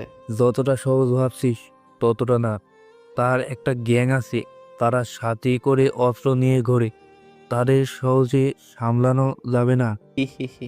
অর্ণব আর কিছু বলে না, সে হেসে সেখান থেকে চলে আসে। তুর্য ভাইও সন্তুষ্ট হন, কারণ তুর্য জানে অর্ণবের এই হাসিটা অন্যরকম মানে বোঝায়। এখন যত বড়ই সমস্যা আসুক না কেন, অর্ণব তার পুরনো ক্ষমতা ব্যবহার করে সব ঠিক করে দেবে। অর্ণব পকেটে হাত দিয়ে হাঁটছে, কোনো দিকে তার নজর নেই। অর্ণব ভাবতে থাকে আবারও একটি কালো রাতের সমাধি হতে চলেছে। এই ভার্সিটিতে ভালো থাকার চেষ্টা করেও যেন সে পুরনো অন্ধকার জগৎ থেকে পুরোপুরি মুক্তি পাচ্ছে না। অর্ণব তখন গভীর চিন্তায় মগ্ন, তার পা যেন নিজে থেকেই চলছে। ঠিক তখনই সে কারোর সাথে ধাক্কা খায়। মাথা তুলে সামনে তাকিয়ে দেখে সামনে দাঁড়িয়ে আছে রাত্রি। অর্ণবের ধাক্কা লাগার ফলে রাত্রির হাত থেকে তার ছোট ব্যাগটি মাটিতে পড়ে যায়। অর্ণব দ্রুত তা কুড়িয়ে তুলতে গিয়েই সে ব্যাগের ভেতরে থাকা একটি আইডি কার্ড লক্ষ্য করে। ভালো করে কার্ডটি দেখে সে চমকে যায়। সেটা কেবল স্বাভাবিক কোনো পরিচয়পত্র নয়, সেটি হলো ক্রাইম জার্নালিস্ট রাত্রি অধরা এর আইডি কার্ড। এই নামটা পড়ে অর্ণব চমকে যায়। এই নামটি সে বহুবার শুনেছে তার পুরনো জগতে। ক্রাইম সংক্রান্ত খবরের জন্য রাত্রি নামটি খুবই পরিচিত এবং প্রভাবশালী। তবে তাকে কোনোদিন অর্ণব দেখেনি, কেবল তার কাজের মাধ্যমেই নামটা সে শুনেছিল। অর্ণব ভদ্র ছেলের মতো রাত্রির ব্যাগপত্র সব গুছিয়ে দেয় এবং সরি বলে সেখান থেকে চলে আসতে যাবে, ঠিক তখনই রাত্রি তাকে পেছন থেকে ডাক দেয়। সরি। কেন? কিসের জন্য সরি বলছো? সেদিন আসলে স্যারের কাছে ওভাবে বিচার দেওয়ার জন্য। আমি বুঝতে পারিনি ওটা শাওনের কাজ ছিল। তোমার উপর অন্যায় হয়েছে। ওকে, কোনো ব্যাপার না, এখন ভুলে যাও। রাত্রি আরো কিছু বলতে যাবে, তার আগেই অর্ণব দ্রুত সেখান থেকে চলে আসে। অর্ণবের মনে তখন এক নতুন চিন্তা ঘুরপাক খাচ্ছে। সে মনে মনে ভাবে কেবলই সেই এখানে আত্মগোপন করে নেয়। তার সাথে আরও একজন আছে, রাত্রি। এই মেয়েটি একজন ক্রাইম জার্নালিস্ট এবং সম্ভবত কোনো বিশেষ অনুসন্ধানে সে এখানে এসেছে। অর্ণব নিজেকে আরো বেশি সতর্ক করার কথা ভাবে, তাকে এড়িয়ে চলতে বলে। এদিকে অর্ণবের এমন ব্যবহারে রাত্রি বেশ অবাক হয়। অবাক হওয়ারই কথা, কারণ ভার্সিটির সব ছেলেই তার সাথে কথা বলতে ব্যস্ত থাকে, তার মনোযোগ আকর্ষণের চেষ্টা করে। আর অর্ণব নামের এই ছেলেটি কিনা কোনো কথাই বলল না, উল্টো কথা শেষ হওয়ার আগেই চলে গেল। কি এমন ভাব ওর? কি আছে তার মধ্যে? রাত্রি সব সময় অর্ণবকে খেয়াল করে দেখে। সে ক্লাসের কারোর সাথে মেশে না, কারোর সাথে কথা বলে না, কিন্তু সে বড়দের সাথে বেশি মেশে। তুর্য ভাই সহ সিনিয়রদের সাথে তাকে হাসতে এবং কথা বলতে দেখা যায়। কি এমন আছে এই ছেলেটির মধ্যে? রাত্রি ভাবতে ভাবতে তার বান্ধবীদের কাছে যায়, আর এদিকে অর্ণব ভাবতে থাকে সেই মাস্তান নেওয়াজের কথা। কে এই নেওয়াজ? ভার্সিটিতে দিনের বেলায় এমন ক্রাইম করে চলে। তবে কি এই নেওয়াজের ব্যাপারেই রাত্রি জার্নালিস্ট এখানে এসেছে? হয়তো নেওয়াজকে নিয়েই সে কোনো অনুসন্ধান করছে। এইসব ভাবতে ভাবতে অর্ণব অভ্রর মেসে পৌঁছায়। সেখানে গিয়ে সে নেওয়াজ এবং রাত্রির বিষয়ে তার পরবর্তী পদক্ষেপের পরিকল্পনা শুরু করে। পরের দিন একটু তাড়াতাড়ি অর্ণব ভার্সিটিতে যায়। রাত্রির ওপর বিশেষ নজর রাখতে হবে, কিন্তু সারাদিন সে অনুসরণ করেও সেরকম কোনো অস্বাভাবিক কিছু খুঁজে পায় না। অর্ণব সবটা সময় রাত্রিকে ফলো করে তার দিকে তাকিয়ে থাকে। রাত্রি এই ব্যাপারটা বেশ বুঝতে পারে যে অর্ণব তাকে দেখছে। অর্ণব ক্লাসের দিকে যাবে, ঠিক তখনই রাত্রি তাকে ডাক দেয়। এই যে শোনো। কিছু বলবেন? আমাকে ওভাবে দেখছিলে কেন? আপনি কি আমার পেছনে লেগেছেন নাকি? সৌন্দর্যকে সবাই তার চোখের দৃষ্টির তৃপ্তি না মেটা অবধি দেখে, আমি শুধু দেখছিলাম। তাই নাকি? আপনার কথাবার্তা কিন্তু বেশ জটিল। কথাগুলো শেষ হতে না হতে একটি বড় জিপ গাড়ি ভার্সিটির ভেতরে ঢোকে। সাথে সাথেই ভার্সিটির সব ছাত্র ছাত্রীরা যেন এক ঝড়ে সব হারিয়ে গেছে। সবাই যে যার মতো দৌড়ে লুকিয়ে পড়ে। ভার্সিটিটা যেন একদম ফাঁকা মনে হয়। গাড়ি থেকে কালো রেইনকোট পরা, ছেঁড়া ছেঁড়া প্যান্টের কম্বিনেশনে একজন লম্বা চুলের ব্যক্তি নামলো। তাকে দেখে সবার মধ্যে আতঙ্ক ছড়িয়ে পড়ল। রাত্রি তখন দ্রুত অর্ণবকে বলে, এখান থেকে চলো, নেওয়াজ এসেছে, এক্ষুনি চলে যাও। কথাটি শেষ করতে না করতেই রাত্রি দ্রুত সেখান থেকে চলে যায়। অর্ণব সেখানেই দাঁড়িয়ে থাকে। নেওয়াজ সোজা অর্ণবের দিকে হেঁটে আসে। নেওয়াজ অর্ণবকে ভালোভাবেই দেখতে থাকে। এখন সারা মাঠে কেবল নেওয়াজ আর অর্ণব রয়েছে। অর্ণবও নেওয়াজের দিকে বেশ ভালোভাবে তাকায়। দূর থেকে তুর্য ভাইরা সবাই এই দৃশ্য দেখছে। তারা ভাবছে আজ কিছু একটা হবে। নেওয়াজ তার ঠোঁটে সিগারেট ধরিয়ে তাতে আগুন জ্বালাতে জ্বালাতে অর্ণবকে জিজ্ঞেস করে, কিরে সবাই চলে গেল, তুই কেন যাস নাই? সাহস দেখাস নাকি? দূর থেকে তুর্য ভাইরা সবাই এটা দেখছে। তারা ভাবছে অর্ণব এবার কি করে। নেওয়াজ আবার অর্ণবকে বলে, কথা বলিস না কেন? নতুন নতুন ভাব দেখাচ্ছিস। তুই কি নতুন এখানে? তাহলে আর জানবে কি আমার ব্যাপারে? সরে যা বলছি। কি সিংহকে জানার জন্য তার এলাকায় চলাচলের দরকার পড়ে না।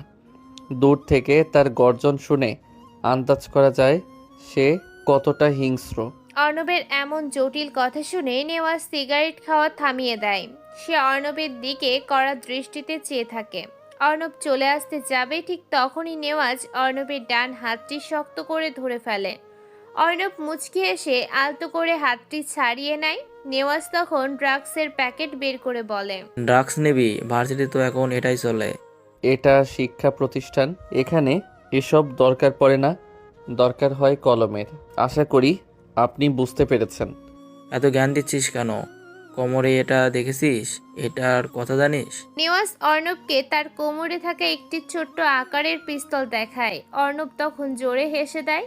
সবাই সেদিকেই তাকিয়ে আছে, কারণ নেওয়াজ যখন আসে তখন সবাই ভয়ে থাকে। আর তার সামনে কিনা নতুন এই ছেলেটি এভাবে কথা বলছে। অর্ণবের হাসি দেখে নেওয়াজ অবাক চোখে তাকায়। নেওয়াজ তখন শান্তভাবে জিজ্ঞেস করে, নাম কি তোর? নামটা না হয় অজানা থাকুক, পরে কোনো এক সময় পরিচিত হব আমরা। তোকে তো এখানেই মেরে দেবো আমি। সাহস কত? কথাটি শেষ করতে না করতেই নেওয়াজের একটি ফোন আসে। নেওয়াজ কলটি রিসিভ করার পর অর্ণবের থেকে কিছুটা সরে আসে, কারণ সে কল দিয়েছিল। সে হলো নেওয়াজের বাসার দারোয়ান। সে জানায় কে বা কারা যেন নেওয়াজের বাচ্চা আর স্ত্রীকে বেঁধে রেখেছে তার বাসাতেই। নেওয়াজের চোখ তখন রাগে আর বিস্ময়ের বড় হয়ে যায়। অর্ণব তখন মুচকি হাসে। নেওয়াজ রাগের সাথে বলে, আজ বেঁচে গেলি, পরে তোর খবর আছে। হি হি হি। সুযোগ একবার আসে, বারবার না, আর কখনোই দ্বিতীয়বার সুযোগ দেয় না। তবে রে শালা। নেওয়াজ কথাটা বলে অর্ণবের দিকে এগিয়ে আসে। অর্ণব আর দেরি করে না, নেওয়াজের কোমর থেকে পিস্তলটা টেনে বের করে। সেটা ঠিক করে ট্রিগারে একটা চাপ দেয়। নেওয়াজের কপালে গুলি লাগে। নেওয়াজ সেখানেই মারা যায়। এমন ঘটনার আকস্মিকতায় পুরো ভার্সিটি একদম থমকে যায়। শহরে বড় মাস্তান নেওয়াজকে মেরে ফেলেছে অর্ণব। সবাই ভয়ে যেন সরে গেছে দুহাত। রাত্রি ধীর পায়ে এগিয়ে আসে। তার মুখটা তখন ধীর প্রতিজ্ঞায় কঠিন। পেছন থেকে অর্ণবের একদম কাছে এসে সে স্থির হয়ে দাঁড়ায়। রাত্রি তার কাঁধের ব্যাগ থেকে দ্রুত একটি ছোট পিস্তল বের করে, যা সে এতদিন গোপনে বহন করত। পিস্তলটি অর্ণবের দিকে তাক করে ধরে সে কর্তৃত্বের সুরে বলে, হ্যান্ডস আপ। একটু নাড়ার চেষ্টা করবে না, না হলে তোমাকে এক্ষুনি গুলি করা হবে। মাস্তান জগতের রাজা অর্ণব জুবায়ের, তোমাকে আমি গ্রেফতার করছি। রাত্রির মুখে নিজের আসল নাম এবং পরিচয়ের কথা শুনে অর্ণব ঘুরে তাকায়। তার চোখে তখন বিস্ময় নেই, আছে কেবল এক গভীর রহস্য। অর্ণব শব্দ করে হাসে। তার সেই হাসি যেন পুরো ভার্সিটির নীরবতা ভেঙে দেয়। দূর থেকে যারা এই দৃশ্য দেখছে তারা থমকে যায়। অর্ণব হাসতে হাসতে বলে, ওয়েলকাম সিবিআই অফিসার রাত্রি আহমেদ। অধরা, কি ভেবেছিলে আমি তোমার কথা জানি না? তোমার পরিচয় গোপন থাকবে? অর্ণবের কথা শুনে রাত্রির চোখ বড় হয়ে আসে। তার মুখে ফুটে ওঠে চরম বিস্ময়। সে এত গোপন পরিচয় নিয়ে কাজ করছে, ফেক পরিচয়পত্র বানিয়েছে, তবুও এই ছেলেটি তাকে চিনে ফেলেছে। ও, তাহলে তুমিও আমাকে চিনে ফেলেছো? ভালো, চলো তাহলে খেলাটা এবার শেষ করি। আর গত 4 বছর ধরে আমি তোমার পেছনে পড়ে আছি। তোমাকে ধরার কোনো ক্লু খুঁজে পাচ্ছিলাম না, অথচ তুমি আমার চোখের সামনেই ছিলে এতদিন। অনেক লুকোচুরি হয়েছে, এবার তোমাকে কেউ বাঁচাতে পারবে না। আমাকে ধরতে পারবে না তুমি। আমার মিশন শেষ হয়নি। 4 বছর অপেক্ষা করেছো। 4 বছর আগে আমি কে ছিলাম সেটা কি দেখোনি, নাকি ভুলে গেছো সেই রাতের কথা? 4 বছর আগে তুমি তৎকালীন স্বরাষ্ট্রমন্ত্রী সাব্বির রহমানকে গুলি করেছো। তোমার একমাত্র দুর্বলতা ছিল মিথিলা। তাকে সাব্বিরের লোক এই শাওনেরা তুলে নিয়ে যায়। আমি জানতাম মিথিলাকে এবং তোমাকেও তারা মেরে ফেলেছে, কিন্তু তুমি সেদিন মরনি। কিভাবে বেঁচে ফিরে এলে তুমি? সেটাই তো আমার বিস্ময়। রাত্রির কথায় অর্ণব শব্দ করে হাসে। সে দেখে দূরে শাওন ও তার বন্ধুরা ভয়ে জড়সড় হয়ে দাঁড়িয়ে আছে। তারা ভয়ে আছে। তারা ভয়ের কাছে আসার সাহস পাচ্ছে না, কারণ তারা জানে 4 বছর আগে তারা অর্ণবকে মারতে চেয়েছিল। সেই রাতের কথা তাদের মনে আছে। অর্ণব কিভাবে শাওনের ছোট ভাইকে তাদের সামনেই জবাই করে প্রতিশোধ নিয়েছিল। শাওন তারপর থেকে অর্ণবকে খুঁজেছে এবং বিশ্বাস করেছিল যে তারা সেদিন অর্ণবকে মেরে ফেলেছিল। কিন্তু কিভাবে অর্ণব বেঁচে এখানে ফিরে এসেছে? তবে কি শাওনদের জন্যই অর্ণব আবার ফিরে এসেছে? এই কথাটা ভাবতেই শাওনদের যেন গলা শুকিয়ে যায়। অর্ণব তার হাসি থামিয়ে দেয়। তার চোখে তখন আগুন ঝরে। ধীরে ধীরে সে তার অতীতের কথা বলতে থাকে। 4 বছর আগে আমি স্বরাষ্ট্রমন্ত্রীর হয়ে কাজ করতাম। আমি ছিলাম তার ছায়া, কিন্তু শালা সাব্বির আমার সাথে বেইমানি করে। আমার জীবনের সবথেকে মূল্যবান সম্পর্কটা সে কেড়ে নিতে চেয়েছিল। আমি যখন একটা সাধারণ মেয়েকে ভালোবাসলাম, মেয়েটা তো খুব সাধারণ একজন ছিল। আমি তুর্য ভাই, আমরা সবাই একসাথে কাজ করতাম। জীবনটাকে বদলে ফেলতে চেয়েছিলাম। ভালোবেসেছিলাম একজন রিক্সা চালকের মেয়েকে, কিন্তু শালা সাব্বির সেটা মেনে নেয়নি। আরে সালা, নিজের খাই নিজের মতো চলি, আমার জীবন আমার, অথচ আমাকে চলতে হয়েছে সাব্বিরের মর্জি মতো। অর্ণবের চোখ ছলছল করে ওঠে। সেই গভীর রাতের কথা তার মনে পড়ে যায়। সে আবার বলে, আমি যখন ছোট ছিলাম তখন আমি এক বেশ্যাপল্লীতে এক মহিলার কাছে বড় হয়েছি। তাকে আমি মা বলে ডাকতাম। সে আমাকে তার নিজের ছেলের মতো ভালোবাসা দিয়েছে, গোপনে আমাকে পড়াশোনা করিয়েছে। সে বেশ্যা হলেও সে আমাকে নিয়ে স্বপ্ন দেখেছিল, আমি যেন ছিলাম তার ভবিষ্যৎ। অথচ সেই মমতাময়ী মাকে সাব্বিরের লোকেরা নির্মমভাবে মেরে ফেলে। যখন আমি ভালোবাসলাম তখন সাউন্ডরা আমার ভালোবাসার মিথিলাকে তুলে নিয়ে যায়। আমি বারবার ভালো হতে চেয়েছি, কিন্তু আমার ভাগ্য শুধু অন্ধকার আর প্রতিশোধ লেখা ছিল। অর্ণব জোরে একটা নিঃশ্বাস নেয়। তার কণ্ঠস্বর তখন ধীরভাবে কথাগুলো বলে চলেছে। সবাই শুনছে। ভালো করেও, অথচ দিন শেষে আমি দোষী, আমি খারাপ, আমি মাফিয়া। আর তারা বড় নেতা বলে তাদের নাম তোমাদের মতো সৎ পুলিশের খাতায় ওঠে না। নাম ওঠে আমাদের মতো বেশ্যার কাছে মানুষ হওয়া অনাথ ছেলেদের। আমি তো ভুল কিছু করিনি। আমি মাস্তানি থেকে সবসময় নিজেকে দূরে রেখেছি, ভালো হতে চেয়েছি, এই লাইন ছাড়তে চেয়েছি। অথচ আমি বারবার ভালো হতে গিয়ে সাব্বিরের মতো লোকেরা আমার মাকে মারে, শাওন আমার ভালোবাসাকে মারে। বলো আমি কিভাবে ভালো থাকবো? অর্ণব স্থির দৃষ্টিতে রাত্রির দিকে তাকায়। তার চোখে তখন এক অব্যক্ত বেদনা। রাত্রির চোখে যেন জল জমতে শুরু করেছে। অর্ণব আবার বলে, এখন যখন ভালো হতে আসলাম তখন তোমার মতো পুলিশ অফিসার এসে আমাকে ধরতে চায়। রাত্রি, তুমি শুনে রাখো, আমি না চাইলে পৃথিবীর কোনো পুলিশ আমাকে ধরতে পারবে না, তুমিও না। কারণ যে অর্ণবকে তুমি ধরতে চাও সেই অর্ণবকে আমি আগেই মেরে ফেলেছি। এখন আমি শুধু ভয়ঙ্কর একজন। কথাগুলো বলে অর্ণব থামে। সে হাসতে থাকে শব্দ করে। তার সেই হাসি যেন সব কষ্ট আর প্রতিশোধের ভাষা বহন করে। রাত্রি এগিয়ে আসতে থাকে অর্ণবের দিকে, পিস্তলটা তার হাতে শক্ত হয়ে ধরা। অর্ণব স্থির হয়ে দাঁড়ায়। ঠিক এমন সময় কতগুলো পুলিশের গাড়ি ভার্সিটির মূল গেট দিয়ে তীব্র শব্দ করে ভেতরে ঢোকে। গাড়ির সাইরেন পুরো ক্যাম্পাসে ছড়িয়ে পড়ে। রাত্রি অনেক খুশি, আজ তার মিশন কমপ্লিট হতে চলেছে। অর্ণব জুবাইরকে ধরার জন্য এই মুহূর্তের অপেক্ষাতেই ছিল সে 4 বছর ধরে। রাত্রি খুব দ্রুত এগিয়ে আসে অর্ণবের দিকে। সে তখন অর্ণবকে গ্রেফতার করার উত্তেজনা এবং সাফল্যের মগ্ন। ঠিক তখনই অনেকগুলো পুলিশ অফিসার অর্ণবকে দ্রুত ঘিরে ধরে। শাওনরা এই সুযোগে ভয়ে সেখান থেকে পালায়। তাদের চোখে তখনও অর্ণবের ফিরে আসার আতঙ্ক। আর অর্ণব তখন রাত্রির খুব কাছে এসে বিদ্যুৎ গতিতে রাত্রির হাতে একটা লাথি মারে। রাত্রির হাত ফসকে পিস্তলটা মাটিতে পড়ে যায়। অর্ণব এক মুহূর্ত দেরি না করে রাত্রিকে এক হাত দিয়ে পেঁচিয়ে ধরে। এরপর নিজের হাতে লুকানো পিস্তলটা বের করে রাত্রি মাথার দিকে তাক করে ধরে এবং পুলিশ অফিসারদের উদ্দেশ্য করে কঠিন কণ্ঠে বলে, কেউ যদি এক পাও এগিয়েছিস, তোদের এই অফিসারকে আমি এখানেই মেরে ফেলবো। সবাই হাত থেকে পিস্তল ফেলে দে এখনই। রাত্রিকে বাঁচানোর জন্য সব অফিসার একসাথে আর কোনো ঝুঁকি নিতে সাহস করে না। অফিসার সিয়ামও নির্দেশ দেয় পিস্তল ফেলে দিতে। তারা অর্ণবের নির্দেশ মেনে সঙ্গে সঙ্গে পিস্তল ফেলে দেয়। রাত্রিকে মানব ঢাল হিসেবে ব্যবহার করে দ্রুত পুলিশের একটি গাড়িতে ওঠে। এরপর তীব্র গতিতে সে রাত্রিকে সাথে নিয়ে ক্যাম্পাস থেকে পালিয়ে যায়। রাত্রিকে নিয়ে অর্ণব একটি নির্জন জঙ্গলে আসে। এই জঙ্গলটি এমন এক গোপন স্থান যেখানে অর্ণব আত্মগোপন করে থাকে। রাত্রিকে সে একটি খুঁটির সাথে শক্ত করে বেঁধে রাখে। তারপর শুকনো কাঠ সংগ্রহ করে আগুন জ্বালায়। রাতের অন্ধকার তখন ধীরে ধীরে নেমে আসে।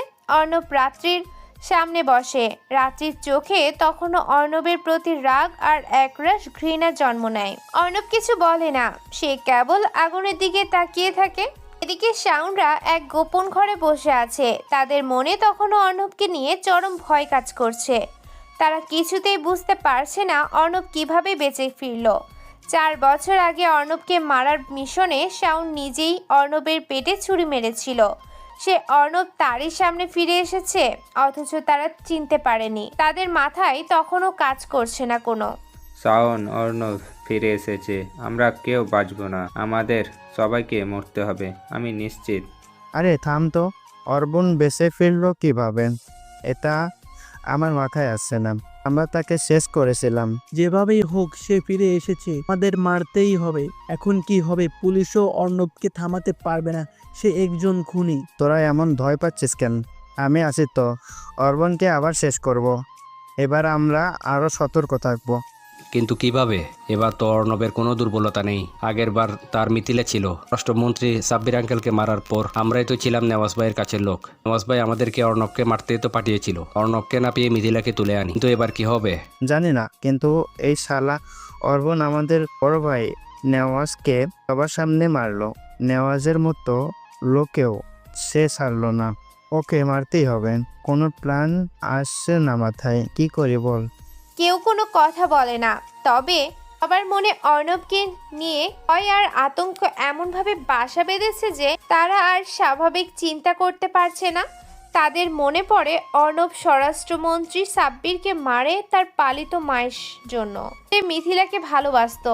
নেওয়াজ মিথিলাকে সরাতে চেয়েছিল, কিন্তু অর্ণব তা বুঝে যায়। মিথিলাকে সে বাঁচাতে পারেনি। শাওনরা মিথিলাকে নির্যাতন করে মেরে ফেলেছিল অর্ণবের সামনেই। 4 বছর আগে তারা যে চরম ভুলটা করেছিল, সেই ভুলের পরিণতি যেন ফিরে এসেছে আবার। কি করবে তারা? কোনো দিশা খুঁজে পায় না। ওদিকে অর্ণব জঙ্গলে রাত্রির জন্য বাইরে থেকে খাবার এনেছে। বিরিয়ানির একটি প্যাকেট সে রাত্রির দিকে এগিয়ে দেয়। রাত্রি তখনও রাগী চোখে তাকিয়ে আছে অর্ণবের দিকে। অর্ণব তখনও শান্তভাবে বলে, এভাবে তাকিয়ে থেকে লাভ নেই, পেটে ক্ষুধা থাকলে খেয়ে নাও। দেখো পুলিশ অফিসার, আমার তোমার সাথে কোনো শত্রুতা নেই। তোমাকে আমি কেবল ব্যবহার করেছি। আমার কাজ শেষ না হওয়া পর্যন্ত তোমাকে আমার দরকার।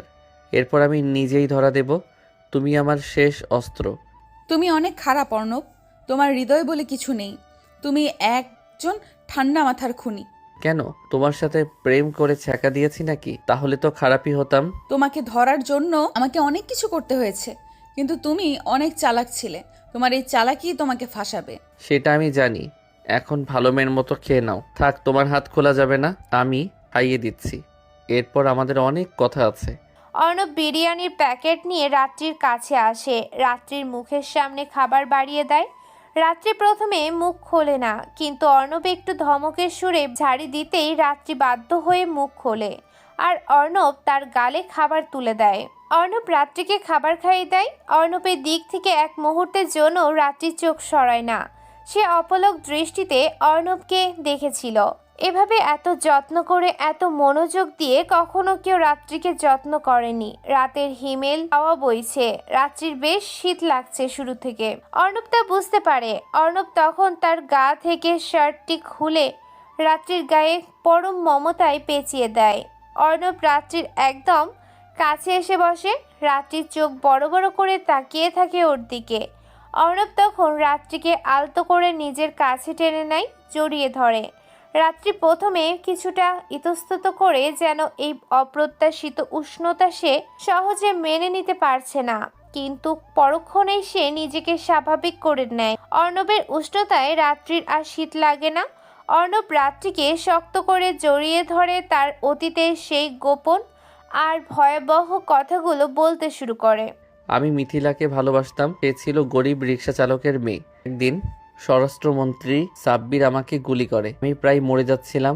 রাস্তার পাশে পড়েছিলাম এক রাতে। সেই রাতে মিথিলা আমাকে তার বাবার রিক্সায় করে ওদের বাড়িতে নিয়ে যায়। আমাকে অনেক সেবা করে সে সুস্থ করে তোলে। মিথিলার সেই মমতাময়ী সেবাতেই আমি তাকে ভালোবেসে ফেলি। মিথিলাও আমাকে ভালোবাসে। অর্ণবের কণ্ঠস্বর তখন আবেগ আর যন্ত্রণায় ভারী হয়ে আসে। সে কাঁদছে। অর্ণব আবারও বলে, আমাদের দুজনের প্রেম সবার আড়ালে ভালোই চলছিল। আমি সে অন্ধকার জীবন ছেড়ে দিয়েছিলাম, কিন্তু মিথিলাকে মরতে হয় কেবল আমার জন্য। 4 বছর আগে শাওনরা নেওয়াজের কথা মতো মিথিলাকে তুলে নিয়ে যায়। তাদের উদ্দেশ্য ছিল আমাকে চরম আঘাত করা। আমার সামনে মিথিলাকে ওরা ধর্ষণ করে। আমি কিছুই করতে পারছিলাম না। ওরা আমার ভালোবাসার মানুষকে অনেক কষ্ট দেয়। নিজেকে তখন সামলাতে পারছিলাম না আমি। ওরা আমাকে পিছন থেকে ছুরি দিয়ে আঘাত করে। আমার পেটে পিঠে ছুরি মারে ওরা। আমি জ্ঞান হারাই। যখন জ্ঞান ফেরে তখন দেখি আমি একা। মিথিলাকে আমি চিরতরে হারিয়ে ফেলি। রাতে আমি বেঁচে যাই। অনেক কষ্টে নিজেকে সুস্থ করি। নিজেকে এখানে আনতে, প্রতিশোধের চূড়ান্ত জায়গায় পৌঁছাতে আমার 4 বছর সময় লাগে। এই 4 বছরে নিজেকে আমি এত বেশি পরিবর্তন করেছি যে কেউ আমাকে চিনতে না পারে। আমি ছিলাম এক মৃত মানুষ। অর্ণব রাত্রির দিকে তাকায়, তার চোখে তখন এক গভীর আবেদন দেখা যাচ্ছে। অর্ণব বলে, রাত্রি, তোমার কাছে আমার একটি অনুরোধ। আমার মিশন শেষ না হওয়া পর্যন্ত দয়া করে আমাকে ধরবে না। আমি নিজেই ধরা দেব ওদের সবাইকে শেষ করে। তুমি আমাকে সেই সুযোগটা দাও। আমি চাই ন্যায় বিচার হোক। রাত্রি কোনো কথা বলে না, কেবল চোখ ড্যাব ড্যাব করে তাকিয়ে থাকে অর্ণবের দিকে। তার চোখে তখন ঘৃণা নয়, বরং এক ধরনের সহানুভূতি আর বিশ্বাস কাজ করছে। অর্ণব আবার তাকায় রাত্রির দিকে। সে মুচকি হাসে। মেয়েটাকে তখন দেখতে খুব ইনোসেন্ট লাগছে। অর্ণব রাত্রিকে আরো শক্ত করে জড়িয়ে ধরে। রাত্রি অর্ণবের বুকে মাথা রেখে চোখ বন্ধ করে, যেন এমন পরম শান্তি আর নিরাপদ আশ্রয় সে এর আগে কখনো পায়নি। অর্ণব রাত্রির মাথায় আলতো করে হাত বোলাতে থাকে। ধীরে ধীরে ক্লান্তি আর স্বস্তিতে রাত্রি ঘুমিয়ে যায়। ওদিকে ঢাকা শহরে পুলিশের অফিসার সিয়াম যেন পাগল হয়ে যায়। তার কারণ রাত্রিকে সে গোপনে ভালোবাসে। সে বাসায় রাত্রিকে বিয়ের প্রস্তাবও দিয়েছে, অথচ মাফিয়া অর্ণব জুবাইর তাকে জিম্মি করে নিয়ে পালিয়ে গেছে। অর্ণবকে কোথায় পাবে সে সব অফিসারদের ডাকে। রাগে গজগজ করতে করতে সবাইকে নির্দেশ দেয়। সিয়ামের নির্দেশে সব অফিসার অর্ণবকে খুঁজতে বেরিয়ে পড়ে। সিয়াম তখন শহরের যত মাফিয়া আছে সবাইকে ডাকে। অর্ণবের ঠিকানা জানার চেষ্টা করে, কিন্তু অর্ণবের ভয়ে কেউ মুখ খুলতে চায় না। কারণ অর্ণব এই 4 বছরেও নিজেকে আরো ভয়ঙ্করভাবে তৈরি করেছে। তার নেটওয়ার্ক এখন আরো বেশি শক্তিশালী এবং দুর্ভেদ্য। সবাই জানে অর্ণবের সাথে লাগলে মৃত্যু নিশ্চিত। রাত্রি তখনও খুঁটির সাথে বাঁধা অবস্থায় বসে আছে। তার ঘুম ভাঙতেই সে দেখে চারপাশে শাওনেরা দাঁড়িয়ে আছে। সকাল হয়ে গেছে। রাত্রির চোখে মুখে মুহূর্তেই ভয় নেমে আসে। শাওনেরা এখানে কিভাবে এলো, আর অর্ণব কোথায় গেল? তাকে কোথাও দেখা যাচ্ছে না। শাওন ধীর পায়ে রাত্রির কাছে এগিয়ে আসে। শাওনের হাতে তখন একটি পিস্তল। সে রাত্রিকে ব্যঙ্গ করে কথাগুলো বলে। কিরে, তোর বয়ফ্রেন্ড কোথায়? সালা, আমাদেরকে এখানে আসতে বলে পালিয়েছে। চারপাশে তাকিয়ে দেখ, আমার কত লোক এখানে দাঁড়িয়ে আছে। সে তোকে রেখে পালিয়ে গেছে। হারামি লুজার একটা। এখন বল, সে কোথায়? রাত্রির চারপাশে তাকায়। 20 জনেরও বেশি ছেলে তাদের ঘিরে দাঁড়িয়ে আছে, কিন্তু অর্ণব কোথায়? সারা রাত সে তো অর্ণবের বুকের সাথে লেপ্টে ছিল। এখন অর্ণব কোথায় গেল? রাত্রির বুক তখন ধুকধুক করছে। তার অনেক ভয় লাগতে শুরু করেছে। সে কি করবে তা বুঝতে পারছে না। সাহস করে রাত্রি কঠিন গলায় উত্তর দেয়, তোরা এখানে এসেছিস কেন? একটা ক্ষুধার্ত হায়নার সামনে যতগুলো লোকই আসুক না কেন, সে তোদেরকে এমনভাবে মারবে যে তোরা নিজেরাও তোদের লাশ চিনতে পারবি না। সাহস থাকলে অপেক্ষা কর। অনেক কথা ফুটেছে দেখছি। এক রাতের মধ্যে সব হয়ে গেছে নাকি? আমাদের কেউ দিবি নাকি? তামিম থাম, এটা সাধারণ কোনো মেয়ে না। এ পুলিশ অফিসার। সমস্যা আছে। ওকে স্পর্শ করিস না, হয় একেবারে মেরে ফেল, নয়তো বাজে কিছু করবে না। ওর সাথে বেশি কথা না বলাই ভালো। এমন সময় ঠাস করে একটি সাইলেন্সারের শব্দ হয়। পরপর 5 জন লোক মাটিতে পড়ে যায়। শাওনেরা ঘাবড়ে গিয়ে দ্রুত ঘুরে তাকায়। কে যেন দূর থেকে সাইলেন্সার লাগানো স্নাইপার রাইফেল দিয়ে ওদের লোকদের টার্গেট করে মারছে। কিছু বোঝার আগেই আবার 10 জন লোক মাটিতে পড়ে যায়। 1 মিনিটের মধ্যে 15 জন লোক মাটিতে লুটিয়ে পড়ে। তাদের সবার কপালে নির্ভুলভাবে গুলি লেগেছে। সবাই সঙ্গে সঙ্গে মরে গেছে। বাকি আছে 5 জন সঙ্গী আর শাওনদের দলের 4 জন। ঠিক এমন সময় অর্ণব ধীর পায়ে এগিয়ে আসে দূর থেকে। তার হাতে তখনও সিগারেট জ্বলছে। হাতে তার একটি MP5 সাব মেশিন গান। সে শান্ত পায়ে হেঁটে এসে শাওনদের সামনে দাঁড়ায়। তার চোখে তখন কোনো উত্তেজনা নেই, আছে কেবল শীতলতা। অর্ণব ওদের দিকে তাকিয়ে শব্দ করে হাসতে থাকে। সেই হাসি দেখে ওরা ভয়ে আরো দূরে সরে যায়। অর্ণব সিগারেট কয়েকটা গভীর টান দেয়। বাতাসে তখন এক অন্যরকম থমথমে ভাব। বৃষ্টি আসবে হয়তো। দূরে কোথাও বৃষ্টি হচ্ছে। অর্ণব তখন শান্ত কিন্তু কঠিন কণ্ঠে কথাগুলো বলে। কি ভেবেছিলি তোরা আমাকে আবার মারবি? সেদিন ছিল আমার হারানোর ভয়, আমার মা, আমার মিথিলাকে হারানোর ভয়। আজ আমার ছাড়া নিজেকে হারাবার ভয় নেই। আমি এখন মুক্ত। রাত্রির এখানে প্রয়োজন নেই। ওর হাতের বাঁধন খুলে দে, সে চলে যায়। তোদের সাথে আমার ব্যক্তিগত বোঝাপড়া আছে, তোর কোনো ক্ষতি হবে না রাত্রি। ওই অর্ণব, একদম কাছে আসবি না, রাত্রিকে মেরে ফেলবো কিন্তু। দাঁড়িয়ে আছিস কেন? মেরে ফেল। ও আমার কি হয়? কিছুই না, আমারই তো ভালো। সে মরে গেলে পুলিশ তখন আমার নয়, তোদের পিছনে পড়বে। সে এমনিতেই আমাকে থানাতে নেওয়ার জন্য 4 বছর ধরে পড়ে আছে। সে মরলে আমারই সুবিধা। মারিস না কেন? দেখ, সত্যি সত্যি কিন্তু মেরে ফেলবো। তুই শালা আমাদের জীবনে ভয়ের একমাত্র কারণ। 4 বছর অনেক ভালো ছিলাম, তুই আবার আমাদের জীবনটা নরক বানিয়ে দিয়েছিস। আমরা তোর জন্য শান্তিতে ঘুমাতে পারি না। আর আমার জীবনটা? আমি তো তোদের কোনো ক্ষতি করিনি, তাহলে তোরা কেন আমার পিছনে পড়েছিলি? কেন আমার মাকে মারলি? কেন মিথিলাকে মারলি? তোদেরকে বাঁচতে দেব না আমি, তোরা মরবি। অর্ণবের কথা শুনে হাসান তার কোমর থেকে একটি ধারালো ছুরি বের করে রাত্রির দিকে এগিয়ে আসে। অর্ণব হাসতে হাসতে তার হাতে থাকা গানটি হাসানের বুক সোজা তাক করে ধরে। কিছু বোঝার আগেই অর্ণব ফায়ার করে। হাসানের বুক ঝাঁঝরা করে দেয় বুলেট। হাসান সিটকে দূরে পড়ে যায়। শাওনেরা ভয়ে আর এগিয়ে আসে না। অর্ণব তখন ধীর পায়ে রাত্রির কাছে আসে, তার হাতের বাঁধন খুলে দেয়। সে রাত্রিকে বলে, চলে যাও এখান থেকে, এখন দ্রুত চলে যাও। আমি দেখা করব আমার কাজ শেষে। কিন্তু রাত্রি যেতে চায় না। সে অর্ণবের হাত ধরে। অর্ণব তাকে শান্তভাবে সরিয়ে দেয়। অর্ণব তার দিকে তাকিয়ে কেবল বলে, যাও। ঠিক এমন সময় 5 জন ছেলে অস্ত্র হাতে অর্ণবের সামনে এসে দাঁড়ায়। অর্ণবের সামনে শাওনের বাকি 5 জন লোক ভয়ে কাঁপতে কাঁপতে এসে দাঁড়ায়। তাদের চোখে তখন মৃত্যুর ভয়। তাদের পেছনে তখনও দাঁড়িয়ে আছে শাওন, তামিম আর লামিন। তারা সবাই এখন পুরোপুরি একা। ঠিক এমন সময় একটি কালো গাড়ি এসে থামে ওদের পেছনে। গাড়ি থেকে নামে অর্ণবের লোকেরা, তুর্য ভাই, অভ্র এবং সুনীল সহ আরো কয়েকজন। তারা সবাই চুপচাপ ভাবে শাওনদের ঘিরে ধরে, তাদের হাতে অস্ত্র। শাওনরা বুঝতে পারে এবার তাদের কোনো পালানোর পথ নেই। অর্ণব তার হাতের MP5 গানটি আলতো করে নিচে নামিয়ে রাখে। তার চোখে তখন কোনো রাগ নেই, আছে কেবল তার 4 বছরের জমে থাকার চরম প্রতিশোধের আগুন। অর্ণব তখন ধীর পায়ে হেঁটে শাওনের একদম সামনে এসে দাঁড়ায়। কিরে শাওন, ভেবেছিলি এবারও পার পেয়ে যাবি? এদিন আমাকে মেরেই খুব শান্তি পেয়েছিলি, তাই না? শাওনের মুখ শুকিয়ে কাঠ হয়ে যায়, তার কথা বলার সাহস থাকে না। অর্ণব তখন তার চোখের দিকে তাকিয়ে হাসে। তোরা আমাকে মেরেছিলি, কিন্তু তোদের জানা উচিত ছিল যে অর্ণবকে তোরা মেরেছিলি। সেটা ছিল একটা ভুল। আর যে অর্ণব ফিরে এসেছে, সে হলো সেই ভুলের শাস্তি। অর্ণব হাঁটতে হাঁটতে তামিম আর লামিনের কাছে যায়। তুর্য আর সুনীল তাদের অস্ত্র তাক করে রাখে। রাত্রির চোখে তখনও জল। সে এই দৃশ্য দেখে ভয় পাচ্ছে, আবার এই নির্মম প্রতিশোধের কারণটা সে বুঝতেও পারছে। অর্ণব তামিমের সামনে গিয়ে দাঁড়ায়। মনে পড়ে তামিম, সেদিন মিথিলাকে কত কষ্ট দিয়েছিলি? ওর সেই চিৎকার, সে আর্তনাদ তোদের কানে কি এখনো বাজে না? ছাড় দে অর্ণব, আমাদের মাফ করে দে, আমরা ভুল করছি। ভুল? হ্যাঁ, তোমরা কি ভেবেছিলে আমার মা, আমার ভালোবাসার মিথিলার জীবন ছিল তোদের কাছে একটা খেলা? অর্ণব তামিমের সামনে গিয়ে দাঁড়ায়।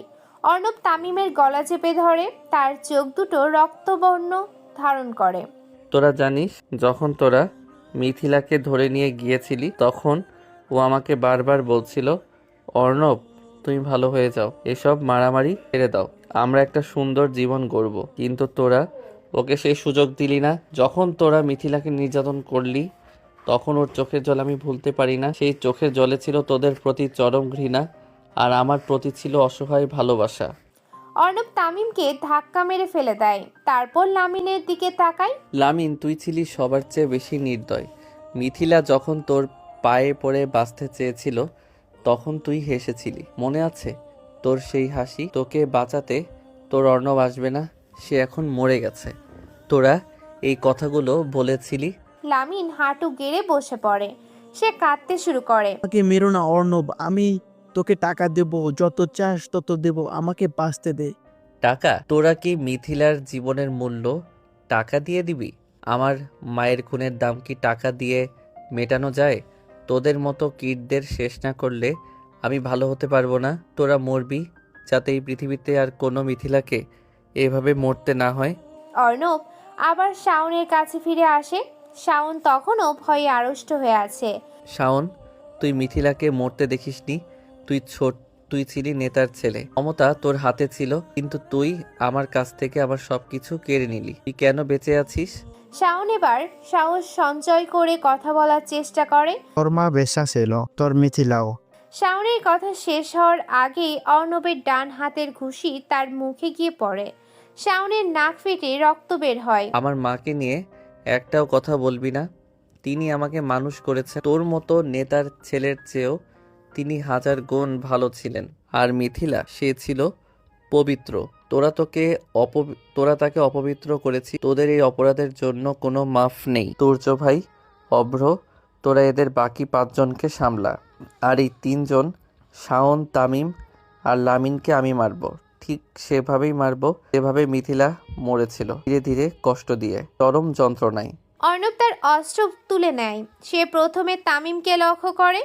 তামিম, তুই মিথিলার বুকে হাত দিয়েছিলি, আজ এই বুক A4 হবে। এটা তোর প্রথম শাস্তি। অর্ণব তামিমের বুকে গুলি করে। তামিম মাটিতে লুটিয়ে পড়ে, তার রক্তে মাটি ভিজে যায়। এরপর অর্ণব লামিনের কাছে যায়।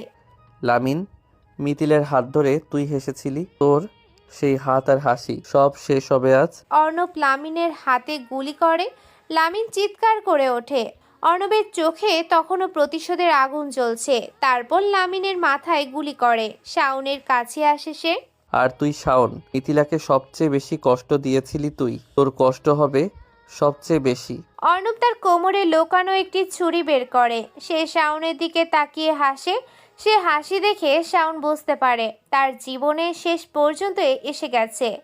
অর্ণব তখন তার ছুরি দিয়ে শাওনের পেটে গভীর আঘাত করে। শাওন যন্ত্রণায় চিৎকার করে ওঠে। চিৎকার কর শাওন, জোরে চিৎকার কর। এই চিৎকারই ছিল মিথিলার শেষ শব্দ। তুই সেই শব্দ আজ অনুভব কর। অর্ণব তার কাজ শেষ করে। শাওনের শরীর তখন নিস্তেজ হয়ে আসে। তার চোখে তখন কোনো অনুশোচনা নেই, কেবল এক গভীর শূন্যতা। অর্ণব সবাইকে মেরে তাদের লাশের সামনে বসে থাকে। তার মুখে তখন এক গভীর শূন্যতা। প্রতিশোধের আগুন নিভে যাওয়ায় সে ক্লান্ত, কিন্তু তার আত্মা যেন শান্তি খুঁজে পেয়েছে। ঠিক তখনই তীব্র গতিতে 2টো পুলিশের গাড়ি এসে তার সামনে থামে। গাড়ি থেকে নামে পুলিশ অফিসার সিয়াম। অন্যান্য পুলিশ সদস্যরা দ্রুত অর্ণবের দিকে পিস্তল তাক করে রাখে। অর্ণব হাসতে থাকে, কারণ সে জানে তার মিশন শেষ।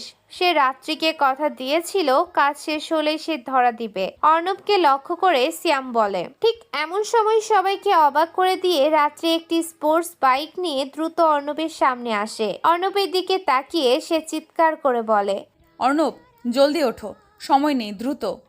সিয়াম তখন হতভম্ব হয়ে যায়। সে বিশ্বাস করতে পারে না একজন পুলিশ অফিসার এমন কাজ করছে। অর্ণব, জলদি ওঠো, কোনো কথা নয়। অর্ণব দ্রুত রাত্রির বাইকের পেছনে উঠে বসে। অর্ণব হাসে, এই হাসিটা ভিন্ন। পুলিশেরা কিছু বোঝার আগেই রাত্রি বাইক টান দিয়ে তীব্র গতিতে সেখান থেকে নিয়ে চলে যায়। পুলিশেরা গুলি করতে চেয়েছিল, কিন্তু সিয়াম শেষ মুহূর্তে বাধা দেয়। রাত্রির কিছু যদি হয়, এই ভয়ে সিয়াম চুপ থাকে। রাত্রি অর্ণবকে নিয়ে শহরের কোলাহল ছেড়ে অনেক দূরে এক নির্জন সমুদ্র সৈকতের দিকে চলে আসে। দুজনে পাশাপাশি দাঁড়িয়ে থাকে। রাতের শান্ত সমুদ্রের দিকে তাকিয়ে অর্ণব বলে, তুমি আমাকে কেন বাঁচালে রাত্রি? তুমি তো কথা দিয়েছিলে আমাকে ধরবে। রাত্রি তখন অর্ণবের দিকে ঘুরে দাঁড়ায়।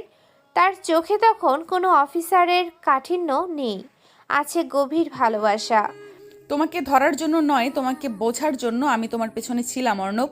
তোমার গল্প শোনার পর, তোমার কষ্ট জানার পর আমি তোমাকে ধরতে পারিনি। তোমার সেই ভালোবাসার জন্য আমি তোমাকে মুক্তি দিই। রাত্রি অর্ণবের হাত ধরে। অর্ণব অবাক হয়।